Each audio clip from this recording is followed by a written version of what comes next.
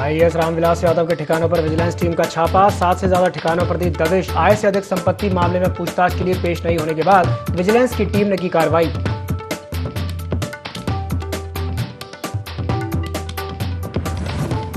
भारतीय सैन्य अकादमी की पासिंग आउट परेड। देश को मिले 377 नए कैडेट्स। 8 मित्र देशों के कैडेट्स भी हुए पास आउट। उत्तराखंड को मिले 33 जीसी लेफ्टिनेंट।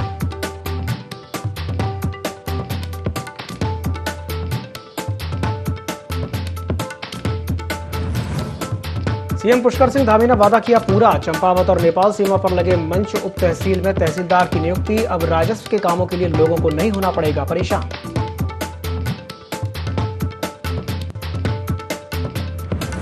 उत्तराखंड में कांवड़ यात्रा की तैयारियां शुरू। पर्यटन मंत्री सतपाल महाराज ने अधिकारियों को दिए निर्देश। यात्रा में शामिल होने वाले शिव भक्तों को परेशानी ना हो, इसलिए अभी से पूरी करें सभी व्यवस्थाएं। नमस्कार, IND24 में आपका स्वागत है। मैं हूं आपके साथ दिव्यांशु जोशी। बुलेटिन की शुरुआत करेंगे इस वक्त की बड़ी खबर के साथ, जो कि देहरादून से, जहां आय से अधिक संपत्ति का मामले में आईएएस रामविलास यादव के ठिकानों पर छापेमार कार्रवाई की गई है। विजिलेंस की टीम ने यादव के देहरादून समेत 7 ठिकानों पर छापे मारे हैं। रामविलास यादव के खिलाफ 19 अप्रैल को मुकदमा दर्ज किया गया था। आय से 500% अधिक संपत्ति अर्जित करने का ये मामला है। आईएएस रामविलास यादव 30 जून को सेवानिवृत्त हो रहे हैं। आईएएस रामविलास यादव 2019 में यूपी से उत्तराखंड आए थे। शासन ने 9 जनवरी 2019 को विजिलेंस में खुली जांच के आदेश दिए थे। विजिलेंस टीम ने पूछताछ के लिए बुलाया था, लेकिन यादव हाजिर ही नहीं हुए थे। इस वक्त की ये बड़ी खबर है उत्तराखंड के देहरादून से, जहां आय से अधिक संपत्ति के मामले में आईएएस रामविलास यादव के ठिकानों पर छापामार कार्रवाई की गई है। उत्तराखंड विजिलेंस की टीम ने यादव के देहरादून समेत 7 ठिकानों पर छापे मारे हैं। और इसी खबर पर अधिक जानकारी के लिए हमारे साथ हमारे सहयोगी कैलाश बिष्ट जुड़ गए हैं।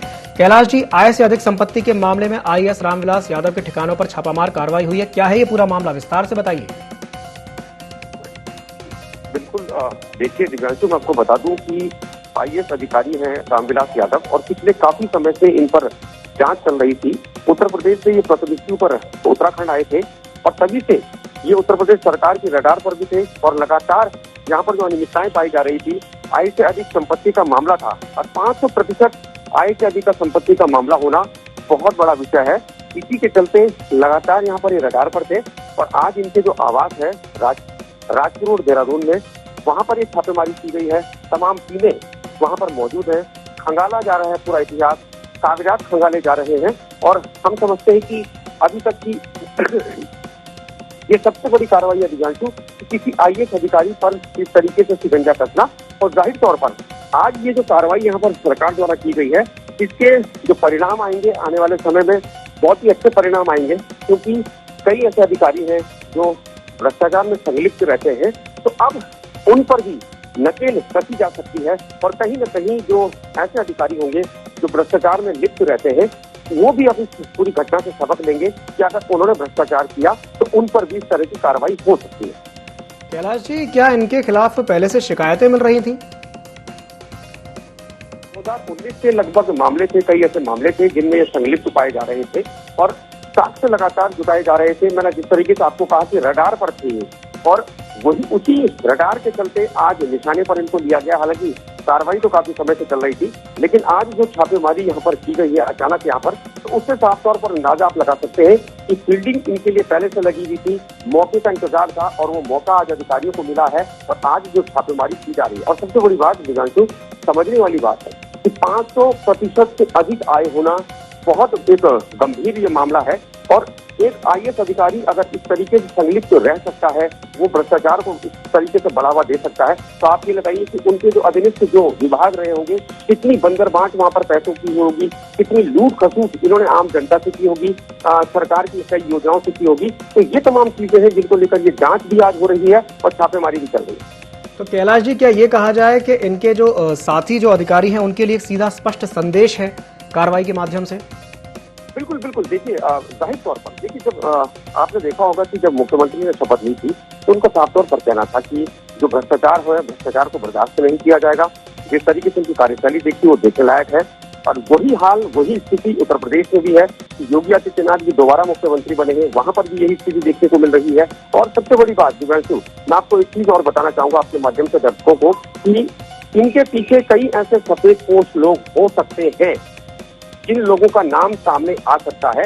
और जाहिर तौर पर अब कहीं न कहीं ये प्रेशर रामविलास यादव पर भी होगा कि अगर वो जुबान नहीं खोलते हैं तो वो खुद फंसेंगे, और जुबान खोलेंगे तो कई ऐसे सफेद पोस्ट लोग होंगे, कई ऐसे बड़े नेता होंगे जिनकी संलिप्तता के चलते, जिनकी मिलीभगत के चलते ही इतना बड़ा भ्रष्टाचार को अंजाम दिया गया है। करोड़ों अरबों रुपए के खेल किए गए हैं, क्योंकि जमीनों से जुड़े कई ऐसे मामले थे जो नोएडा में हुए थे, और उनमें कुछ पूर्व मंत्रियों के नाम भी यहाँ पर आ रहे थे। अब वो कौन मंत्री है, कौन वो पूर्व मंत्री है, या फिर कौन वो रिश्तेदार है, अब ये जांच के बाद ही पता चलेगा। कैलाश जी, ये भी जानकारी सामने आई है कि ये 30 जून को सेवानिवृत्त हो रहे थे, तो क्या ये कहा जाए कि इसी महीने सेवानिवृत्त हो रहे थे, इसलिए ये अचानक से कार्रवाई की गई है? हाँ बिल्कुल, देखिए 30 जून को ये सेवानिवृत्त हो रहे थे, और जाहिर तौर पर सेवानिवृत्त होने से पहले इस तरह की जांच करना ये बहुत बड़ा कदम शासन और प्रशासन दोनों का है। और अब कहीं ना कहीं जो रिटायरमेंट के बाद जो भत्ते दिए जाते हैं, चाहे वो रिटायरमेंट में पेंशन का मामला हो या अन्य भत्ते हो, उस पर भी रोक तत्काल प्रभाव से लग चुकी है। और अब पर्दे खुलेंगी, अब पर्दे जरूर खुलेंगी।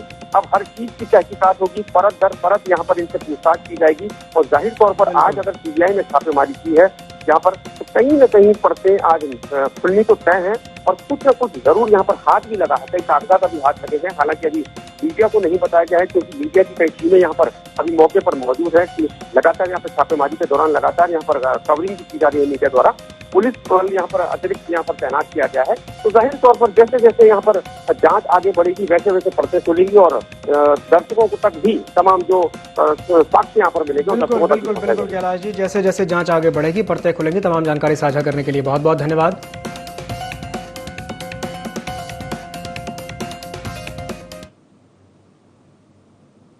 बढ़ते हैं अगली बड़ी खबर की ओर, जो हरिद्वार से है, जहां प्रधानमंत्री आवास योजना के तहत सीएम धामी ने आवासों का शिलान्यास किया है। विधायक आदेश चौहान इस कार्यक्रम में मौजूद रहे, साथ ही साथ पूर्व विधायक कुंवर प्रणव सिंह चैंपियन भी इस कार्यक्रम में मौजूद रहे।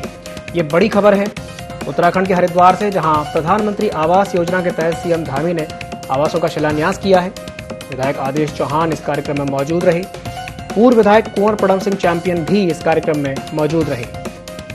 इस वक्त ये बड़ी खबर है उत्तराखंड के हरिद्वार से, जहां पर प्रधानमंत्री आवास योजना के तहत सीएम धामी ने आवासों का शिलान्यास किया है। इस दौरान विधायक आदेश चौहान कार्यक्रम में मौजूद थे, उनके साथ पूर्व विधायक कुंवर प्रणव सिंह चैंपियन भी कार्यक्रम में मौजूद थे। और इसी खबर पर अधिक जानकारी के लिए हमारे साथ हमारे सहयोगी कैलाश बिष्ट जुड़ गए हैं। कैलाश जी, हरिद्वार में सीएम धामी ने आवासों का शिलान्यास किया है, क्या है जानकारी, बताइए। देखिए, आज मुख्यमंत्री का आज हरिद्वार दौरा था, और हरिद्वार दौरे के तहत जो प्रधानमंत्री आवास योजना के तहत जो गरीबों के लिए जो मकान बनाए जा रहे हैं, उस योजना का शिलान्यास मुख्यमंत्री द्वारा किया गया है। इसमें जो वहाँ के मौजूदा विधायक हैं, आसपास के क्षेत्रों के जो तमाम विधायक थे, पूर्व विधायक और जो सांसद हैं और पूर्व केंद्रीय मंत्री रहे हैं डॉक्टर रमेश पोखरियाल निशंक, वो आज मुख्यमंत्री के साथ मौजूद रहे हैं। और इस योजना का जो उद्देश्य है दिव्यांशु, वो यही है कि जो गरीब हैं, गरीबों के जो सपने हैं वो पूरे हो सके, क्योंकि प्रधानमंत्री का ड्रीम प्रोजेक्ट कहा जाता है प्रधानमंत्री आवास योजना।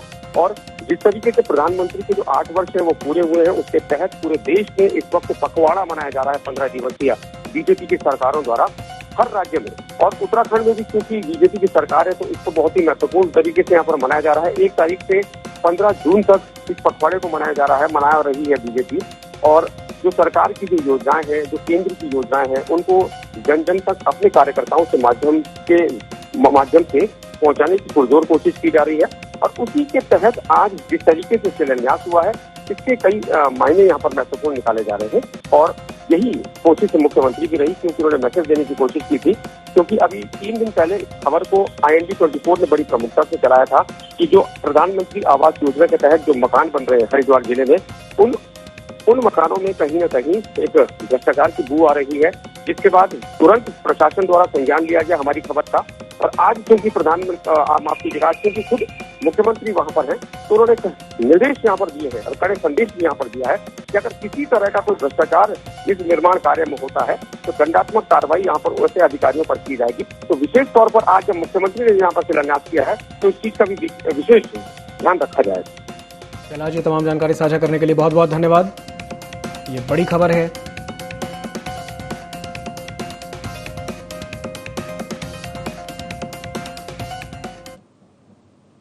बढ़ते हैं अगली बड़ी खबर की ओर, जो कि हरिद्वार से है, जहां लक्सर में पशु तस्करों ने चोरी कर ली है। किसानों की 2 गाय और 2 भैंसों की चोरी की है। जंगल में पशुओं की हत्या करके मांस को तस्कर ले गए। ग्रामीणों ने पुलिस को इसकी सूचना दी। कार्रवाई की मांग को लेकर के ग्रामीणों ने पुलिस के खिलाफ प्रदर्शन किया है। खानपुर थाना क्षेत्र के महेशरा गाँव का ये मामला बताया जा रहा है। इस वक्त की ये बड़ी खबर है उत्तराखंड के हरिद्वार से, जहाँ के लक्सर में पशु तस्करों ने चोरी की वारदात को अंजाम दिया है।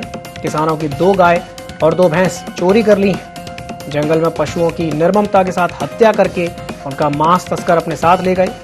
ग्रामीणों ने पुलिस को इसकी सूचना दी है। साथ ही साथ कार्रवाई की मांग को लेकर के ग्रामीणों ने पुलिस के खिलाफ प्रदर्शन भी किया है। खानपुर थाना क्षेत्र के महेशरा गांव का ये मामला बताया जा रहा है। इस वक्त की ये बड़ी खबर है उत्तराखंड के हरिद्वार से, जहां के लक्सर में पशु तस्करों ने चोरी की वारदात को अंजाम दिया है।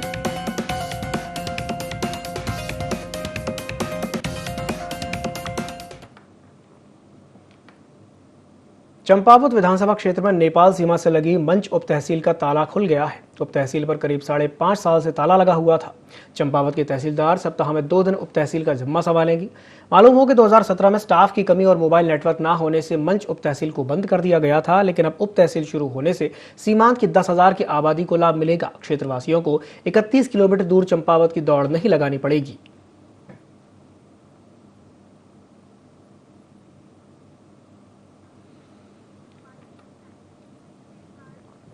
उत्तराखंड में 4 धाम यात्रा के बाद कावड़ यात्रा शुरू होगी। इस यात्रा को लेकर पर्यटन मंत्री सतपाल महाराज ने कहा कि सभी तैयारियां करने के लिए जिला प्रशासन को आदेश दे दिए गए हैं और आने वाले सभी कावड़ियों के ऊपर हेलीकॉप्टर के माध्यम से पुष्प वर्षा की जाएगी।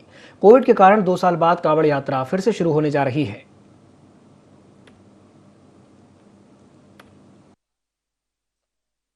जल्दी ही कावड़ यात्रा शुरू होने वाली है और हम डिस्ट्रिक्ट एडमिनिस्ट्रेशन से मिलकर के हमारा पर्यटन विभाग जो है काम करेगा और सभी निर्देश हमने जिलाधिकारी महोदय को दे दिए हैं। और जब ये कावड़ यात्रा शुरू होगी तो हमारी सरकार पुष्प वर्षा करेगी और सभी कावड़ियों का अभिनंदन करेगी। एडमिनिस्ट्रेशन, डिस्ट्रिक्ट एडमिनिस्ट्रेशन इसकी तैयारी करता है, उनको हमने आदेश दे दिए हैं, वार्ता हमने कर ली है और जो भी वो सहयोग चाहेंगे पर्यटन विभाग सहयोग देगा। काफ़ी आएंगे यात्री, क्योंकि इस समय भी आपने देखा होगा कि जो अभी कार्यक्रम हुआ था स्नान का, तो उसमें 26 लाख आदमी थे। तो निश्चित रूप में बड़ी संख्या में यात्री आ रहे हैं। और मैं ये बताना चाहता हूं कि यमुनोत्री में 2,48,025, गंगोत्री में 3,32,648, केदारनाथ में 6,04,446, बद्रीनाथ में 6,28,146, हेमकुंड साहब में 91,660। ये ग्रैंड टोटल जो है, जिसमें कुल हमारे दर्शनार्थी और पर्यटक आए हुए हैं, उनका 18,64,995 की संख्या है। ये अपने आप में बहुत बड़ी संख्या है और हमारी 4 धाम यात्रा ने रिकॉर्ड कायम किया है। निश्चित रूप में हम लोग Guinness book of the world record में जाएंगे और लिम्का वर्ल्ड रिकॉर्ड में भी अपना नाम दर्ज करेंगे। देहरादून में भारतीय सैन्य अकादमी की पासिंग आउट परेड हुई। भारतीय सेना की साउथ वेस्टर्न कमांड के GOC lieutenant general Amardeep Singh Bhinder parade के रिव्यूइंग ऑफिसर रहे। परेड में देश विदेश के 377 कैडेट्स पास आउट हुए, जिसमें 288 भारतीय और 8 मित्र देशों के 89 जीसी पास आउट हुए। इस दौरान GOC lieutenant general Amardeep Singh Bhinder ने कैडेट्स को सम्मानित किया। आज का दिन आईएमए के इतिहास में एक और मील के पत्थर के तौर पर दर्ज हो गया है। भारतीय सैन्य अकादमी में हर 6 महीने में पीओपी आयोजित होती है। वहीं उत्तराखंड से इस बार 33 जीसी पास आउट होकर के सेना में लेफ्टिनेंट बने हैं। उत्तर प्रदेश का दबदबा आईएमए में इस बार भी कायम रहा, जहां के 50 जीसी सेना में अधिकारी बने।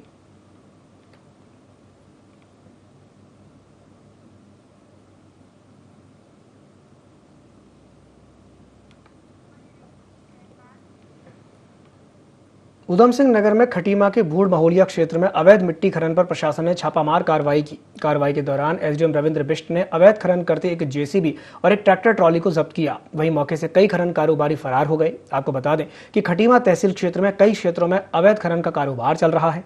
अवैध खनन पर नकेल कसने के लिए प्रशासन लगातार कार्रवाई कर रहा है। बावजूद इसके अवैध खनन लगातार जारी है।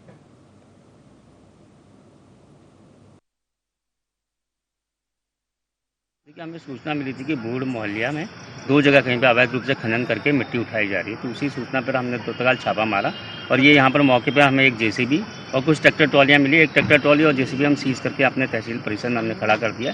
बाकी भागने में सफल रही, लेकिन हम उसकी नफ्ती कर लेंगे। जितना भी उन्होंने अवैध खनन किया गया उसका जुर्माना उन पर इम्पोज कीजिए। चमोली की गोपेश्वर नगर पालिका परिषद में अध्यक्ष का चुनावी दंगल जारी है। चुनाव प्रचार का आज अंतिम दिन है। अध्यक्ष पद पर कब्जा जमाने के लिए भाजपा और कांग्रेस ने पूरी ताकत झोंक दी है। भाजपा की ओर से पुष्पा पासवान चुनावी मैदान में है, जबकि कांग्रेस की तरफ से नरेंद्र लाल भारती अपनी किस्मत आजमा रहे हैं। भाजपा प्रत्याशी को जिताने के लिए प्रदेश के मंत्री ने प्रचार किया, वहीं कांग्रेस प्रत्याशी को जिताने के लिए पूर्व मंत्री बद्रीनाथ राजेंद्र भंडारी ने जनसंपर्क करके नुक्कड़ सभाएं की।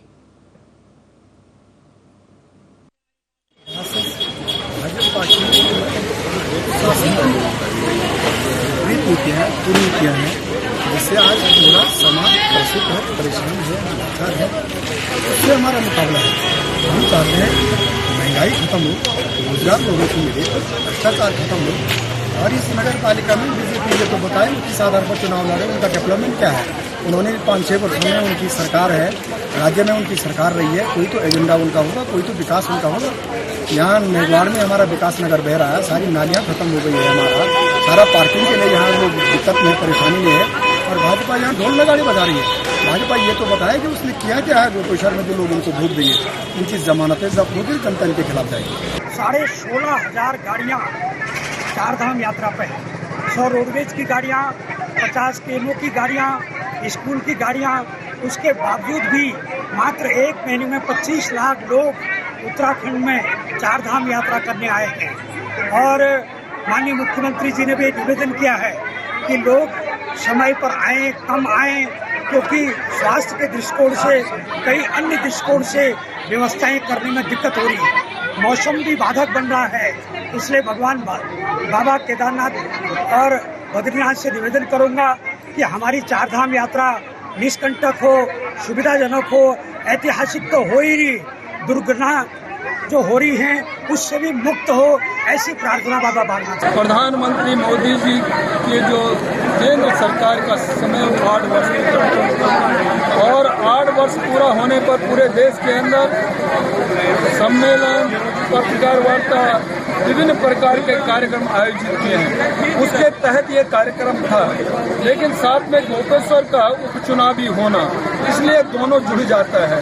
प्रधानमंत्री मोदी जी ने 8 वर्ष के अंदर जिस तरह सेवा, सुशासन और गरीब कल्याण योजना के तहत काम किया, लोगों को राहत दिलाया, उसकी आम चर्चा नीचे तक जाए, ये हमारा सबको सम्मेलन के माध्यम से कहना है।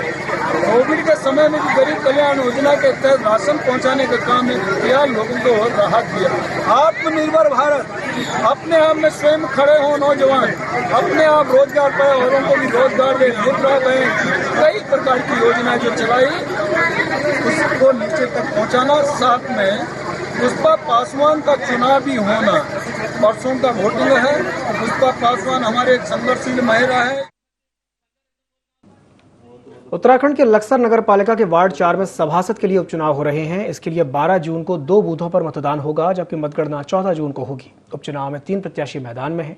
एसडीएम गोपाल राम घिनवाल ने बूथों का निरीक्षण किया। आपको बता दें कि नगर पालिका के वार्ड 4 में भाजपा की अनीता पांचाल सभासद का चुनाव जीती थी, लेकिन तीसरा बच्चा होने की वजह से अनीता पांचाल का निर्वाचन रद्द कर दिया गया था। तभी से वार्ड में सभासद की सीट खाली थी।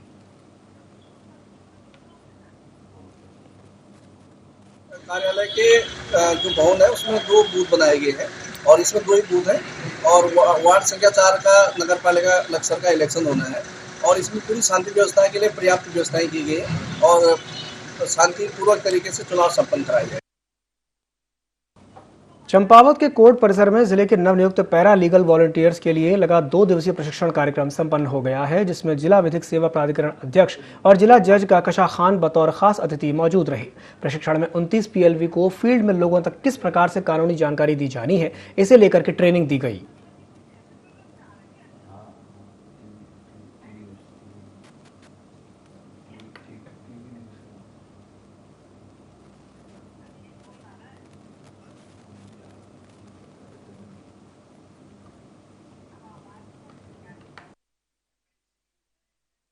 चंपावत में करीब 29 पीएलवीज की हमारी नियुक्ति की है हमने एज ए पीएलवी और हमारा मुख्य उद्देश्य है कि जो हमारे ज़िले में जिला चंपावत में हर गांव तक कानून की जानकारी और लोगों की हेल्प हो सके, उसके लिए पीएलवीज की ट्रेनिंग कराई गई थी 2 दिन की, कल और आज। जो आज इनका सबका संपन्न हो गया है और आशा करते हैं कि सब लोग अच्छा काम करेंगे। पूरा इसकी व्याख्या थोड़ा सा बताने की कृपा करें। ये जो हमारे यहाँ जिला चंपावत में नए पीएलवी नियुक्त हुए हैं, उनको एक ट्रेनिंग, थोड़ी सी प्रारंभिक ट्रेनिंग उनको दी गई, क्योंकि वो बिल्कुल पहली बार आए हैं, तो उन्हें अभी इस बारे में कुछ भी जानकारी नहीं थी कि उन्हें क्या करना है और किस तरह से फील्ड में जाके काम करना है। उनका मैक्सिमम यूज विधिक सेवा में हो पाए, इस क्षेत्र में हो पाए, इसलिए ये 2 दिवसीय कार्यक्रम, ये ट्रेनिंग का रखा गया। ऋषिकेश में चारधाम यात्रा की व्यवस्थाओं का जायजा लेने के लिए स्वास्थ्य सचिव राधिका झा ने बस टर्मिनल कंपाउंड पर स्वास्थ्य विभाग के स्क्रीनिंग सेंटर का औचक निरीक्षण किया। इस दौरान सेंटर में 3 चिकित्सक गैर मौजूदगी पर उन्होंने नाराजगी जाहिर करने के साथ ही केंद्र प्रभारी से जवाब तलब करने के साथ ही गैर मौजूद डॉक्टरों पर कार्रवाई करने के निर्देश दिए। इस दौरान उन्होंने केंद्र में तीर्थयात्रियों को मिल रही सुविधा और उपचार की व्यवस्था जांची, जहां उन्होंने स्क्रीनिंग सेंटर में ईसीजी जांच की व्यवस्था करने के भी निर्देश देने के साथ ही यहां तैनात चिकित्सकों और फार्मासिस्ट से केंद्र के भीतर ही नहीं बल्कि पंजीकरण काउंटर और प्रतीक्षालयों में भी जाकर रैंडम स्वास्थ्य जांच करने के निर्देश दिए। का संचालन तो ठीक हो रहा है, किंतु कुछ मुझे लगी कुछ कमियां थी, खास करके साफ सफाई को लेकर के जो बेहतर और सुविधाएं करी जा सकती हैं। लेकिन अदरवाइज मैंने गायनेकोलॉजी वार्ड में, पीडियाट्रिक्स के वार्ड में लोगों से बात भी करी और लोग सामान्यतः जिनसे भी मैंने पूछा, उन्होंने सामान्यतः बताया कि उनको यहाँ की सेवाएं संतोषजनक लगी। मैंने कई महिलाओं से बात करी जिनके अभी यहीं पे बच्चे हुए हैं, तो उन्होंने बताया कि संतोषजनक सुविधा थी। पीडियाट्रिक वार्ड जो यहाँ पे है, आईसीयू जो बच्चों का है, वो भी मैंने स्वयं जा कर के देखा, तो वो मुझे यहाँ पे संतोषजनक लगा। कुछ छोटी मोटी चीज़ें थी जो मुझे लगा बेहतर की जा सकती हैं। एक चीज़ अच्छी है कि बायोमेट्रिक यहाँ पूरा चल रहा है, सीसीटीवी भी पूरे चल रहे थे। और क्या चीज़ सुधार किया जा सकता है, डॉक्टर राणा के साथ हम लोगों ने चर्चा करी है और उम्मीद है कि जल्द से जल्द यहाँ पे और भी बेहतर सुविधाएं होंगी। कोरोना से लोगों को सुरक्षा कवच देने के लिए पिथौरागढ़ जनपद में वैक्सीनेशन के लिए घर घर दस्तक अभियान चलाया गया। टीकाकरण के लिए जनपद के 8 विकास खंडों के लिए 64 टीमें बनाई गई हैं, जो प्रत्येक घरों पर दस्तक देकर के कोविड टीकाकरण कर रही हैं। 100% टीकाकरण के लक्ष्य को हासिल करने के लिए स्वास्थ्य विभाग के द्वारा ये अभियान चलाया जा रहा है, जिससे कोरोना के खिलाफ लोगों को वैक्सीन का सुरक्षा कवच दिया जा सके। कोविड का टीकाकरण 100% करना है, चाहे फर्स्ट डोज हो, सेकेंड डोज हो, चाहे प्रिकॉशन डोज हो। तो इसीलिए जो है 10 तारीख से ये अभियान चलाया गया है और इस अभियान के तहत जो है मेरी वैक्सीनेशन टीम जो है घर घर जाके जो है इस जो बच्चे जो छूट गए हैं, जो बच्चे जो प्रिकॉशन डोज से छूट गए हैं, उसको जो है 100% करने का अभियान चलाया जा रहा है। ये 64 टीम लगेगी। जब तक जो है हमारा 100% नहीं होता है, तब तक यह जून माह में चलता है। लक्सर के सुल्तानपुर में प्रशासन ने अवैध निर्माण पर बड़ी कार्रवाई की। पीर बाबा की जमीन पर बनी 7 पक्की दुकानों को प्रशासन ने जमींदोज कर दिया। नैनीताल हाईकोर्ट आदेश के बाद कार्रवाई को अंजाम दिया गया है। हल्के विरोध के बाद 12 घंटे के अंदर पीर बाबा की जमीन अतिक्रमण मुक्त कर दी गई।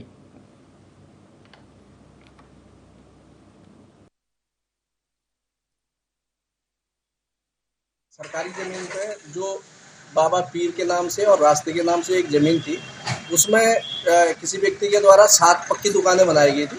इसमें माननीय न्यायालय के आदेश के क्रम में 7 दुकानों को आज तोड़ दिया गया है और उस जो सरकारी ज़मीन थी उसको कब्जा मुक्त कर लिया है। निश्चित रूप से जब कभी अतिक्रमण का अभियान चलता है तो थोड़ा बहुत विरोध रहता है, लेकिन शांतिपूर्वक तरीके से, और जिनका अतिक्रमण था उनको विश्वास में लेकर के उसको तोड़ा। बुलेटिन में फिलहाल के लिए इतना ही। दीजिए इजाजत। नमस्कार।